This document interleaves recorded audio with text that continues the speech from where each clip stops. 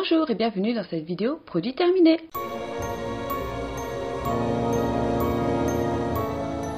Et oui, c'est déjà la fin du mois, c'est l'heure des produits terminés du mois de septembre. Ce mois-ci, le sac se présente comme ça, il n'y a pas forcément énormément de choses qui ont été finies ce mois-ci. Et c'est comme ça. Le premier produit, je ne l'ai pas vraiment terminé, je l'ai plutôt enlevé de ma salle de bain parce qu'il prenait vraiment la poussière depuis un bon moment.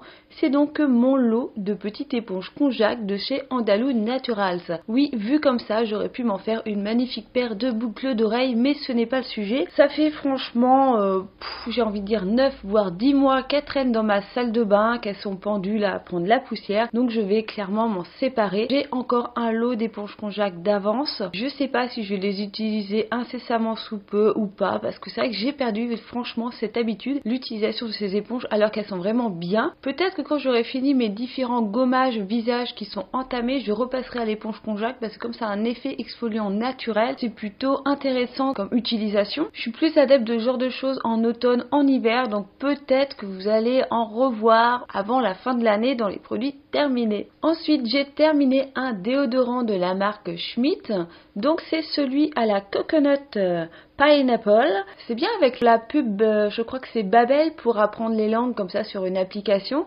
Maintenant je sais prononcer Pineapple. Schmitt, c'est des déos vraiment super top. Je n'ai pas eu de problème d'allergie, de picotement, d'échauffement sous les aisselles. Par contre, ce que j'ai vraiment regretté avec ce déodorant, c'est les traces blanches sur les fringues. C'est-à-dire je mettais du déodorant le matin, même si j'en mettais très très peu, au moment de passer un t-shirt, je me retrouvais avec des lignes blanches. Mettre son t-shirt, essayer de nettoyer son t-shirt, c'était pas forcément ce qu'il y a de mieux le matin au niveau timing. Celui-ci, j'ai aimé l'odeur comme ça, senti. Par contre, je trouve que le combo de l'odeur du déodorant avec mon odeur naturelle, c'était pas forcément un super bon mélange au moment de la transpiration. C'est-à-dire que je trouve que l'odeur du coconut d'ananas augmentait fortement mon odeur de transpiration. Je trouvais que je sentais encore plus le poney que si je n'avais pas mis de déodorant. Alors personne n'a fait la remarque au taf que je puais royalement le poney. En tout cas, personne n'a osé faire la remarque ou personne ne l'a remarqué, je ne sais pas. Mais voilà, moi dès que je faisais un effort, je sentais vraiment que ce déo me donnait une odeur corporelle que je n'aimais pas. En tout cas, son odeur ressortait vraiment au moment où je transpirais. C'est vraiment l'un des points faibles de celui-ci et c'est vraiment personnel. Donc heureusement, je n'en ai pas de cette odeur-là en backup. Alors moi, j'ai encore la version 92 grammes pour une valeur d'une dizaine d'euros et j'ai cru entendre sur une autre chaîne qu'apparemment ils avaient gardé les mêmes packaging, le même prix, mais qu'ils étaient passés à une cinquantaine de grammes, donc ça devient un petit peu exorbitant comme prix par rapport au Ben & Emma. Donc voilà, je sais que j'en ai encore deux d'avance. Donc voilà, une fois que j'aurai passé ces deux déodorants là, je pense que je ne rachèterai pas un déodorant de chez Schmitt qui s'est fait racheter aussi par un groupe, je crois LVMH. Je mettrai juste ici si c'est ce groupe là ou si je suis encore en train de dire une grosse connerie, je vais aller chercher l'info. Donc ça aussi, ça me dérange un petit peu, donc bon, on verra bien, mais voilà, dans l'immédiat, je pense pas racheter un déodorant de chez Schmitt. Ensuite, j'ai terminé un savon de chez Clément et Vivien Bio, donc un savon sur gras, c'est le Saint-Bernard, petit grain et orange, nourrissant, 100% naturel, c'est une marque française, c'est cruelty free, c'est vegan, voilà, blablabla, tout va très bien. Je voulais laver mon visage avec des savons comme ça, des pains de savon, et il s'est avéré que celui-ci, j'ai fait une super allergie au niveau du visage. C'est-à-dire que quand je l'utilisais, bah voilà, j'avais le visage totalement rouge, hein. Donc j'ai vite arrêté de l'utiliser. Je ne sais pas si c'est une allergie à une huile essentielle qu'il y a dedans, parce qu'il y a beaucoup d'allergènes dans la liste au niveau des huiles essentielles, ou si je suis simplement allergique à autre chose, je ne pense pas. Au curcuma. C'est peut-être le curcuma qui m'a fait réagir la peau. Franchement, je sais pas, donc je l'ai utilisé pour me laver les mains. Parce que j'ai 50 000 gels douche et je n'ai pas encore le réflexe de laver mon corps avec des petits savons solides. Donc je m'en suis clairement servi pour laver mes mains et laver mes pinceaux aussi. C'est pas top de finir comme ça pour un savon. Le Saint-Bernard, c'est un savon qui sauve les peaux en détresse. Il est spécialisé dans les peaux très sèches, à base de l'huile végétale nourrissante, huile essentielle d'orange douce et de petits grains aux propriétés cicatrisantes. Bye bye la peau qui tiraille. Bah, ça n'a pas eu vraiment l'effet que je voulais sur ma peau. Pourtant il sentait super bon, mais voilà, il a vraiment fini en savon pour les mains.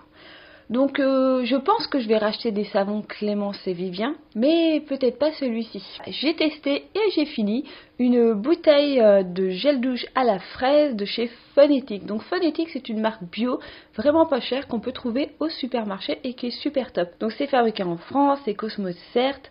L'emballage est vraiment typiquement années 90, hyper flashy. Fraise des bois, alors ça sent la fraise. Ça t'embaume d'odeur de la fraise. On est vraiment sur un gel douche typiquement enfantin.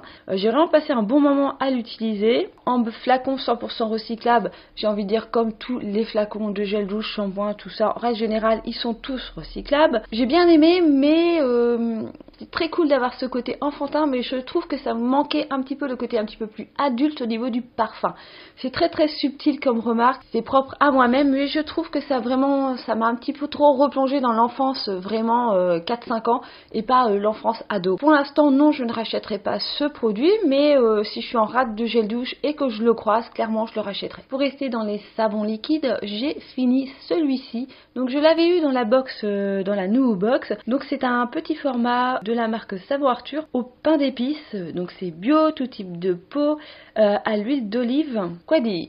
Alors, il lave très bien, il n'y a pas de souci. Par contre, l'odeur du pain d'épices... le mec a fait l'odeur du pain d'épices, je pense qu'il a jamais mangé de pain d'épices de sa vie. C'est une odeur de fleur d'oranger qui ressort. J'ai plus l'impression d'être entourée d'une brioche avec des fruits confits. Voilà, la brioche typique de Noël que du pain d'épices. Fleur d'oranger, cannelle, mais après les autres épices du pain d'épices, non, je les ai pas du tout ressentis. Là, franchement, il y a un gros fake au niveau de l'odeur. Ils se sont totalement foirés. Pourtant, c'était un très bon produit parce que c'est quand même saponification à froid sur gras de 8%. C'est français, c'est fabriqué dans le 45 et ça a surtout la certification Nature et Progrès qui est une très très bonne certification. C'est vraiment parti d'un très très bon sentiment. Tout allait très bien sauf la mention pain d'épices. Ils auraient pu mettre, je ne sais pas, couronne de Noël. Ça aurait été très bien au niveau du nom. Je ne rachèterai pas ce produit. Si je croise d'autres odeurs, peut-être que je testerai parce que peut-être qu'ils se sont foirés que sur ce parfum-là.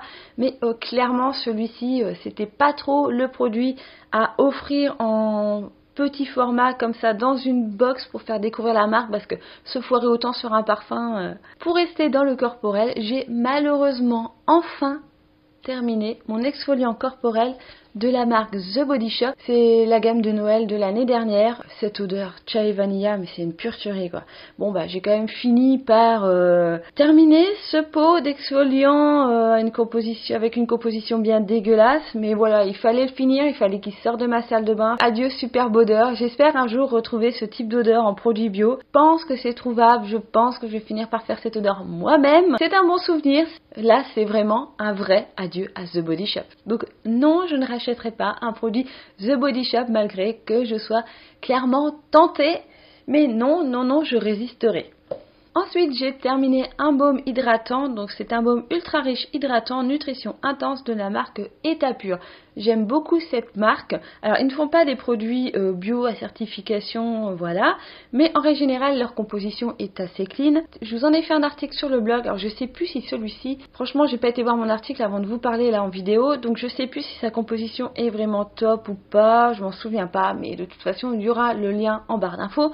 Ne vous inquiétez pas. Je vais l'utiliser normalement en crème de jour. Mais comme il est vraiment très très gras et qu'il ne pénètre pas entièrement dans la peau et qui laisse un espèce de film donc gras sur la peau. C'est vraiment le côté ultra riche du baume. Je m'en servais comme crème de nuit, mais j'ai vraiment mis du temps à terminer cette bouteille parce que le problème c'est que même si j'en mettais une micro-couche, quand je me couchais et que je mets une crème comme ça, je vais pas dormir directement, des fois je lis et du coup ça avait tendance un petit peu à me gratter parce que je sentais que j'avais un truc sur la peau et puis en même temps bah tu te grattes, t'as les mains grasses, du coup c'est un peu dégueulasse et puis le lendemain matin t'as encore des résidus gras sur la peau même si t'en mets très très peu. Ça n'a pas été un moment de plaisir. Je trouve pas que ça a été un moment de plaisir aussi pour ma peau parce que franchement j'ai pas vu trop la différence. Je l'ai pas senti plus hydratée qu'ordinairement, que quand j'en mettais pas.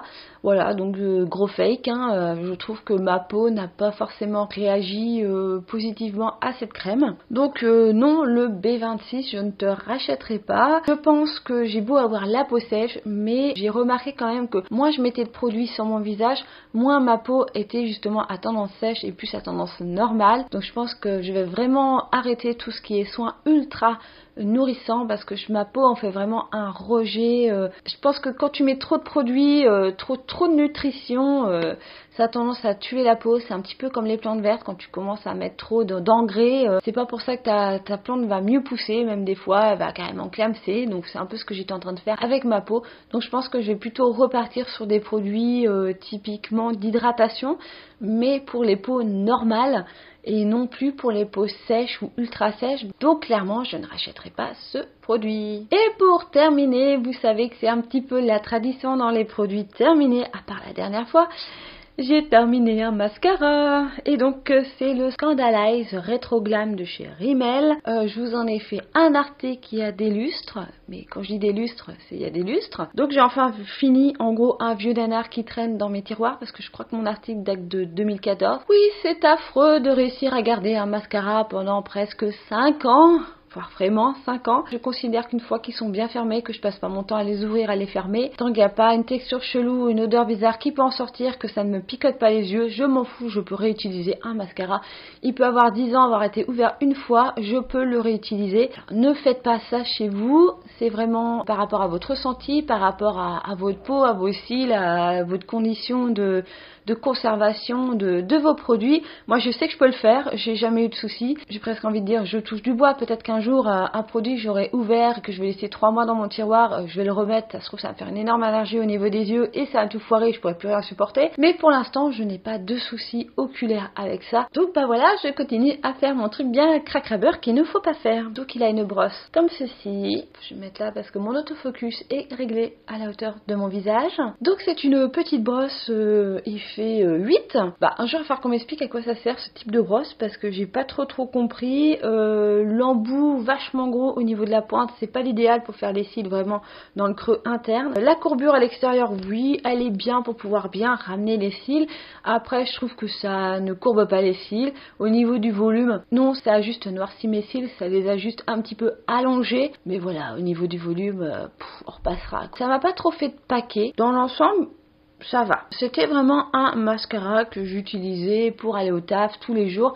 Donc ça me faisait des cils vraiment teintés noirs naturels. Enfin, naturels. Vous voyez que j'avais mis du mascara, mais ça me faisait pas non plus des gros cils de ouf. Donc clairement, je ne rachèterai pas un mascara de chez Rimmel. Et puis de toute façon, je suis passée au mascara bio. Bah du moins, dans mes achats compulsifs, je suis plus passée dans des mascaras bio que je dois tester que dans des mascaras conventionnels. Donc non, je ne rachèterai pas ce mascara. Mais il y a largement pire et il y a surtout largement mieux. Et ben voilà, j'ai fini mon petit sac. J'espère que cette vidéo vous a plu. Si vous aussi vous avez testé l'un des produits que j'ai cités, n'hésitez pas à m'en parler en commentaire. Ou si vous avez des produits à me conseiller, n'hésitez pas, les commentaires sont là pour ça.